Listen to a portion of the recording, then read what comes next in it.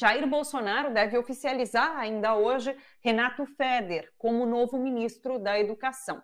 O atual secretário de Educação do Paraná era cotado para a vaga, que acabou ficando com Carlos Alberto Decotelli por apenas 5 dias. Feder, o novo ministro, já defendeu a privatização do ensino público. Isso ele fez num livro. A gente até mostrou aqui no Bom para Todos o trecho do livro em que ele faz essa defesa. Vamos ver de novo esse trecho para relembrar então essa frase de Feder? Ele diz assim: assim como é melhor que uma empresa privada frite hambúrgueres do que o governo, o mesmo ocorre no caso de uma escola. Então, esse é Feder, o ministro que deve ser oficializado por Jair Bolsonaro ainda hoje ou na segunda-feira. Bom, José Serra e a filha dele, Verônica Allende, foram denunciados por lavagem de dinheiro pelo Ministério Público Federal. Hoje de manhã, a Polícia Federal cumpriu o mandado de busca e apreensão na casa do ex-governador de São Paulo e ex-ministro da Saúde de Fernando Henrique Cardoso. Investigações apontam que Serra e a filha dele receberam propina da Odebrecht durante a construção do trecho sul do Rodoanel, que é um sistema viário que contorna a Grande São Paulo. A Justiça determinou ainda o bloqueio de 40 milhões de reais de uma conta bancária de Serra na Suíça. Vamos falar agora da pandemia do novo coronavírus? O Brasil tem mais de 1,5 milhão de diagnósticos confirmados e 62.304 mortes pela Covid-19. Nesse contexto, o presidente Jair Bolsonaro vetou o uso de máscaras em locais públicos. A sanção da lei aprovada pela Câmara foi publicada nesta madrugada no Diário Oficial da União.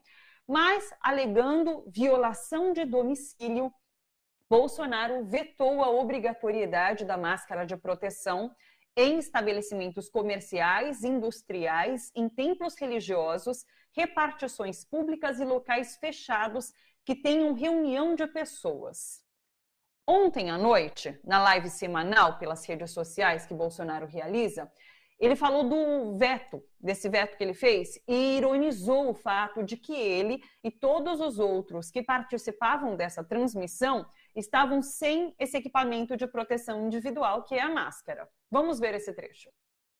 Foram vários vetos, um projeto de lei também, que falava sobre o uso obrigatório de máscara, inclusive dentro de casa. Eu vetei, ninguém vai entrar na tua casa para te multar. Eu mesmo aqui poderia ser multado agora porque eu estou sem máscara. Tá certo? Nós também. Não tem, olha só, pessoal, nós temos que respeitar a pandemia, nós lamentamos os mortos, mas deixe bem claro, né? A história de lockdown, de ficar em casa, o objetivo era fazer com que os hospitais se preparassem com leitos, UTIs e respiradores para atender quem chegasse infectado lá e precisasse de atendimento. Eu desconheço, pode ser que exista, desconheço, qualquer pessoa que tenha perdido a vida por falta de UTI ou falta de respirador. A ironia também correu solta na primeira noite de reabertura de bares e restaurantes no Leblon, na zona sul da cidade do Rio de Janeiro. Orientações de autoridades sanitárias na prevenção à Covid-19 viraram motivo de chacota entre os frequentadores que lotaram os estabelecimentos nessa primeira noite de reabertura. Dá uma olhada. Hoje é dia 2 de julho, primeiro dia da liberação dos bares do Rio de Janeiro. A gente está aqui na Dias Ferreira e está realmente todo mundo de máscara. Olha quanta gente de máscara. Fazendo o distanciamento, 2 metros de pessoa por pessoa, exatamente. Cada um na sua mesa. Cada um na sua mesa.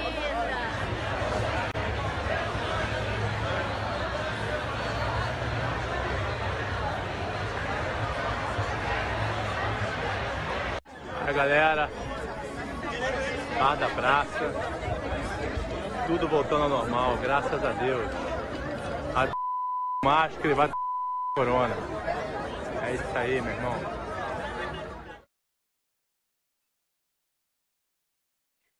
O estado de São Paulo antecipou a reabertura de bares, restaurantes, academias e salões de beleza.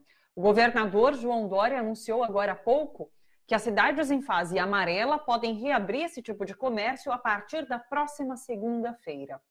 Teatros e cinemas vão reabrir a partir do dia 27 de julho. Todos deverão seguir protocolos como uso de máscara e distanciamento mínimo. E um vídeo que circula nas redes sociais com a mulher do governador João Dória, Bia Dória, está provocando uma revolta nos internautas. Esse vídeo foi publicado por uma socialite chamada Val Marchiori e registra a visita que Val Marchiori que ela fez ontem ao Palácio dos Bandeirantes, que é sede do governo paulista. Vamos ver esse vídeo. A gente detesta falar de máscara, mas enfim. Como você já teve, né? Você já teve, né? Então você vai tirar. Eu já tive, graças a Deus. Então pronto. Ai, ufa, Lala, eu já tive, tô imune. E agora quando a gente sair, a gente coloca. Tá bom. Mas olha, falando dos projetos sociais, algo muito importante é assim. As pessoas que estão na rua, não é correto você chegar lá na rua e dar marmita e dar... Porque a pessoa tem que se conscientizar que ela tem que sair da rua. Porque a rua hoje é um atrativo, a pessoa gosta de ficar na rua. Você estava me explicando, eu fiquei passada, porque eles não querem sair na rua, porque no abrigo eles têm horário para entrar, eles têm responsabilidade, limpeza, e eles não querem, né? Não querem, a pessoa quer, ela quer receber, ela quer a comida, ela quer a roupa, ela quer uma ajuda e não quer ter responsabilidade. Então isso está muito errado. Olha, um ponto importante é que a Bia Dória, ela é presidente do Fundo Social de São Paulo. Ela é a responsável por ações de assistência social aos moradores de rua, às pessoas em situação de rua. Então, o que ela diz ali realmente não é só uma opinião, é uma política do governo. Sobre tudo isso, a gente chama agora para uma conversa Gilberto Maringoni, que é professor de Relações Internacionais na Universidade Federal do ABC. Olá, Maringoni, tudo bom? Como é que tá, Thalita? Tá tudo bom, mas bom na vida pessoal. Mas eu vejo essas notícias, vejo esses vídeos, vejo as ruas. Eu acho que não tá tudo bom, não tá nada bom. Por um acúmulo de questões. Primeiro, o vídeo das madames, né? E da madame Mora aí, que é a primeira madame. Ela coloca o seguinte: as pessoas têm que sair da rua. Sim, vão para onde? Vão para a casa dela? Vão alugar uma casa? Vão comprar uma casa? Ah, eles vão para o abrigo e não querem ter obrigações, não querem ficar... não querem ter deveres, lá eles têm horário. Sim, mas as pessoas vão para a rua porque na rua elas conseguem um pouco de comida, uma esmola, enfim, algum tipo de ajuda. Qual é a ajuda que o poder público, municipal, estadual, federal, está dando efetivamente para essas pessoas? Eu vejo ações meritórias, por exemplo, do padre Júlio Lancelotti aqui em São Paulo, distribuindo máscaras, equipamento de proteção, alimento, cobertores para as pessoas que estão na rua, mas as pessoas não estão na rua por esporte. Eu sugiro à dona Bia Dória e à dona Val Marchiori que passem um dia na rua e tentem ir para um abrigo elas para ver o conforto que existe. É muito fácil você falar fazendo piadinha de máscara no seu sofá, com todo o conforto, falando deles, né? Eles falam eles, como se fosse gente de outro planeta. Falar em gente de outro planeta, o presidente Jair Bolsonaro também parece que está em Marte ou em algum outro lugar, porque ele fala, essa questão das máscaras é de um desprezo pela vida, como você fala, absurdo. Porque ele diz o seguinte, tem duas partes. Uma é que ele não vai obrigar os estabelecimentos a exigirem ou distribuírem máscaras, porque isso é invasão de domicílio. Sim, esse é um problema. Eu não sou jurista, não sou advogado, mas conheço um pouco da história jurídica do Brasil. Quer dizer, isso é o problema do público e do privado. Sem querer falar sociologuês ou juridiquês, é preciso dizer o seguinte. Existe uma lei geral que ela tem que valer no público e no privado. Eu não posso achar que coisas que eu não posso fazer no público, eu estou liberado para fazer no mundo privado. Eu vou dar um exemplo. No tempo da escravidão, no século XIX, quando o Brasil já era independente, o Código Penal estabelecia, como todo Código Penal, que assassinar alguém é um crime, matar alguém é um crime. Tudo bem, isso está posto no âmbito público. Na minha fazenda, se eu sou um senhor de escravos, eu podia açoitar o meu escravo até ele morrer, e a chance de eu ser punido por isso era mínima. Por quê? Porque o escravo era propriedade do senhor. O escravo era meu. Eu faço o que eu quero com o que é meu. Então, o direito público não chegava na propriedade privada por conta do poder que tinham os grandes proprietários. O presidente Jair Bolsonaro está fazendo a mesma coisa do que se fazia no Brasil escravocrata. Está dizendo que nos templos, com os pastores ricos e poderosos, nos shoppings, nas lojas, o dono faz o que quer, ali vale a lei dele, na rua vale outra lei. Isso é o liberou geral. Isso é você instituir anarquia jurídica, anarquia dos direitos e anarquia no comportamento público. Esse incentivo que vem de cima faz com que as pessoas vão às ruas do Leblon. Imagino que em outras capitais que liberaram os bares, as pessoas estão confinadas há mais de 100 dias e querem sair às ruas. Mas esse sair às ruas, as pessoas têm que estar conscientizadas plenamente. Numa situação, como você bem assinalou, de mais de 1,5 milhão de infectados, da conta dos mortos está se aproximando dos 65 mil cadáveres, você abrir o comércio, abrir as escolas, abrir estabelecimentos públicos, é um incentivo ao genocídio, é um incentivo à morte. Se a gente pegar outros países que estão fazendo liberações graduais, isso está sendo feito com muito cuidado. Na França, onde houve uma confusão inicial na instalação do isolamento, Paris está sendo liberada muito aos poucos. Na Argentina, em que o número de mortes é muito menor que no Brasil, é uma coisa de 400, 500 mortos, houve uma liberalização em Buenos Aires, a doença avançou muito e agora se instaurou um lockdown rígido.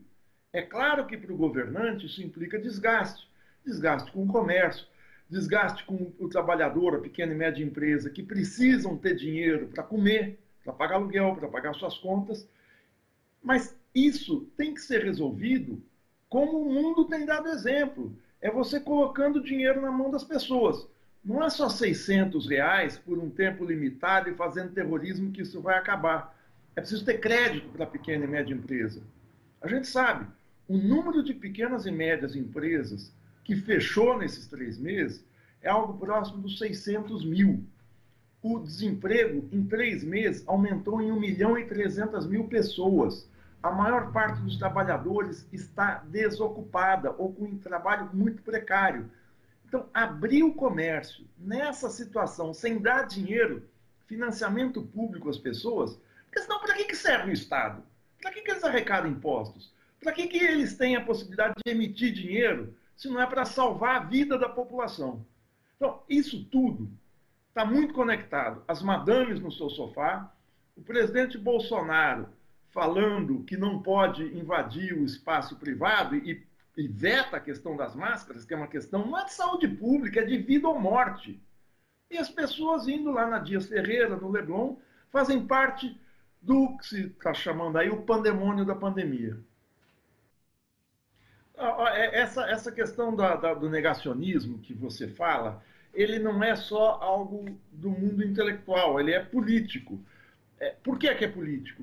Essas pessoas todas sabem que a doença leva à morte e que a única saída é o confinamento. Porque isso está nos telejornais, isso está na mídia, isso está na TVT, isso está da TVT à Globo, da Folha de São Paulo ao Globo, enfim, está em toda parte. O problema é essas pessoas da classe média alta para cima acharem que os outros vão ficar infectados. E se eles ficarem, eles vão para o Einstein, eles vão para o Sírio-Libanês, eles estão garantidos, eles estão assistidos, porque a medicina privada impõe esse apartheid social. Então, eu vou me tratar porque eu estou pagando. Agora, o povo fica na saúde pública, que na cabeça deles é um lixo.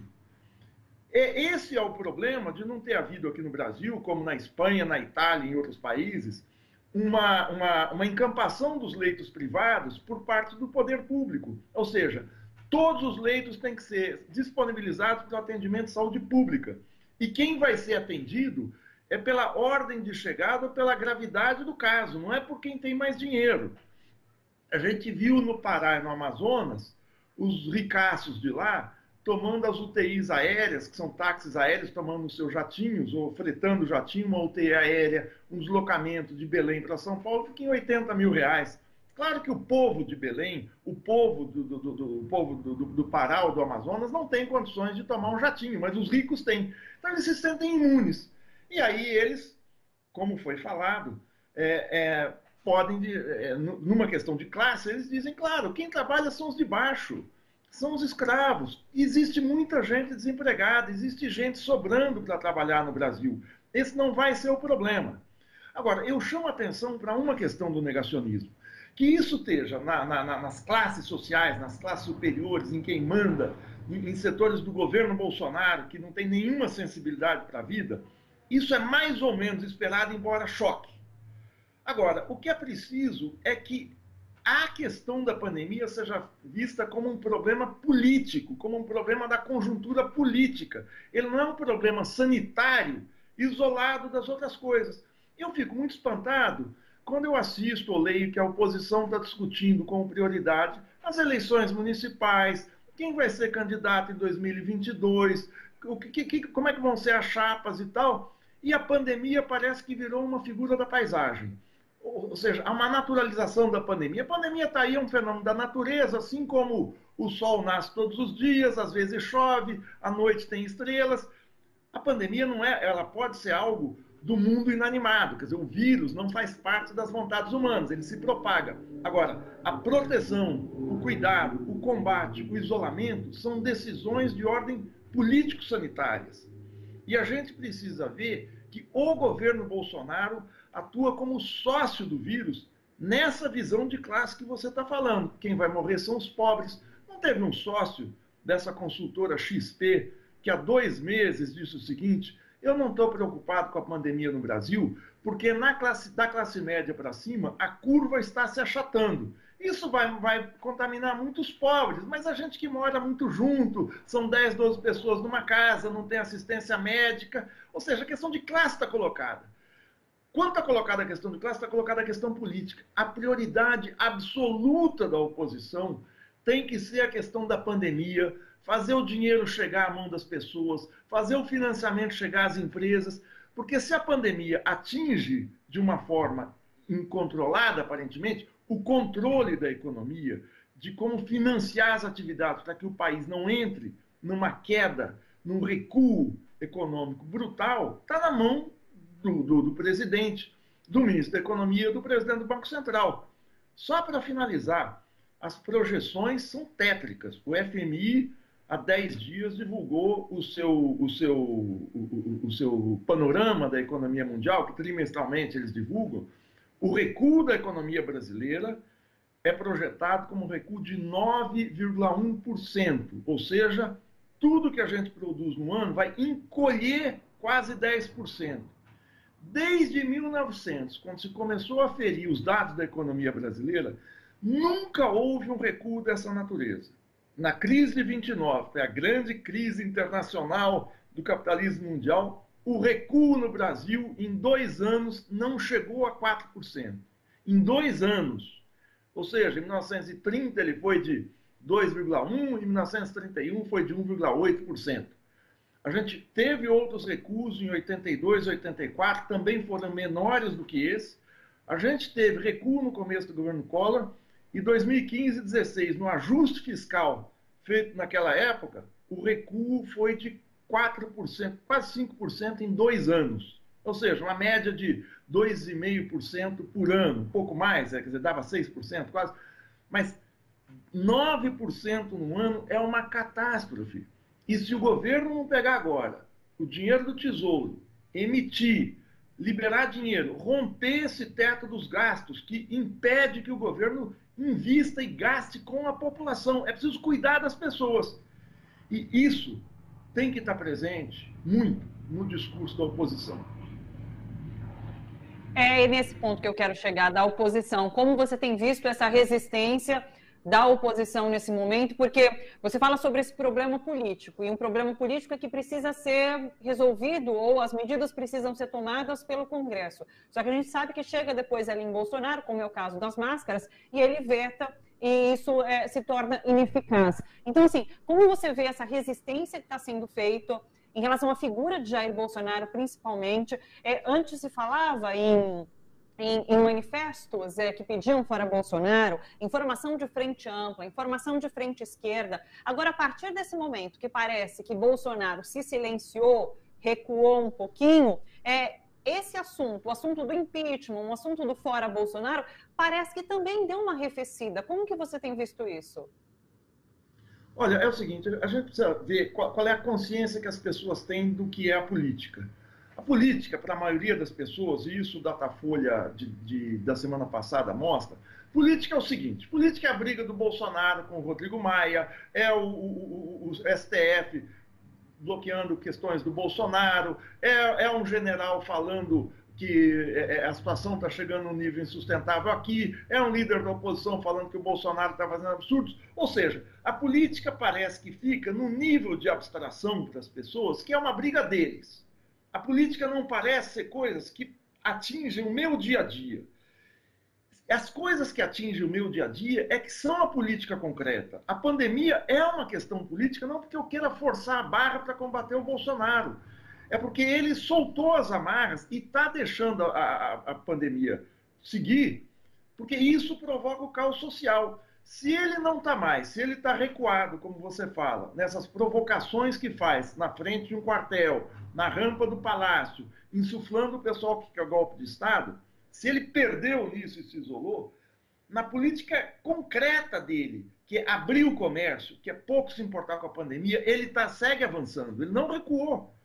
Então, é sobre isso que precisa incidir a oposição. Eu acho que tem que ter frente com o maior número de pessoas possível para combater o Bolsonaro. Eu acho que tem que juntar todo mundo, como nas diretas já. Esse negócio de ficar colocando uma catraca, quem participa ou quem não participa de frente, eu acho isso secundário, porque você não está formando um partido, uma coalizão eleitoral. Você tem um propósito definido.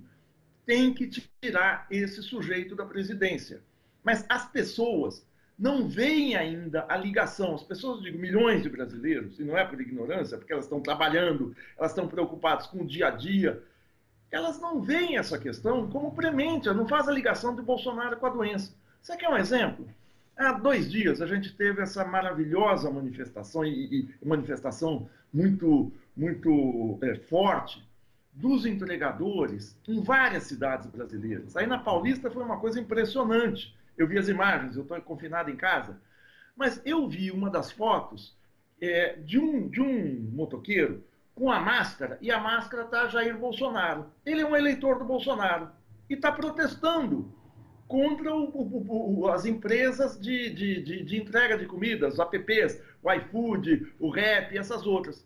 E aí tinha gente que falava, puxa, mas isso desanima, porque eles estão protestando, mas apoiam o Bolsonaro. Sim, é isso mesmo, as pessoas ainda não fazem a ligação entre a doença, entre o trabalho precário e com esse governo que está aí.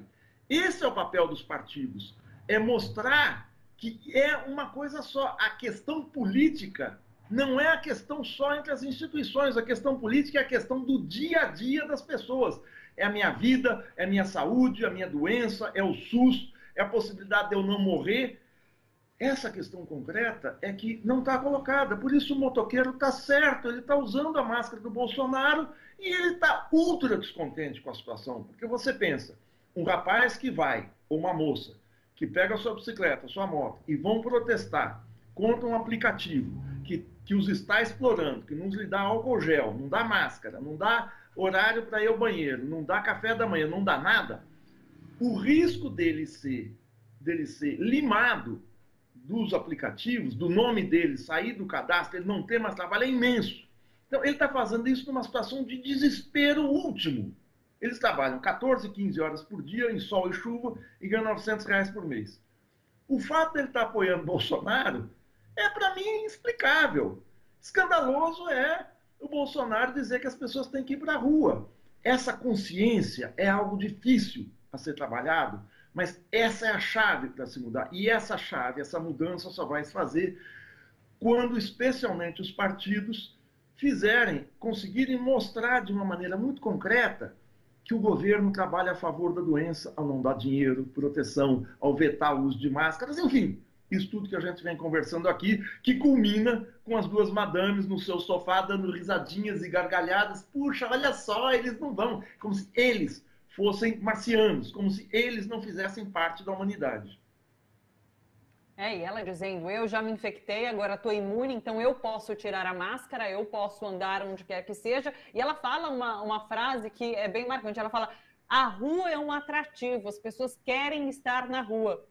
Esse frio que está fazendo, esse vento que está fazendo, essa situação precária de quem mora na rua, e ela fala uma frase dessa, a rua é um atrativo.